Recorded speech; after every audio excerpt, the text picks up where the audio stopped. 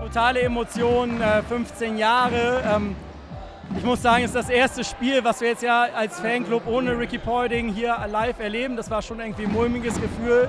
Aber ich weiß, dass wir uns auf uns einfach verlassen können und das geht auch weiter, wenn Rickey nicht da ist. I would say the Cup final in Berlin, just the way they showed out, and just the last choreography from our last home game, like that was amazing, and they've always showed great support, and I think it's one of the best fan clubs in the league.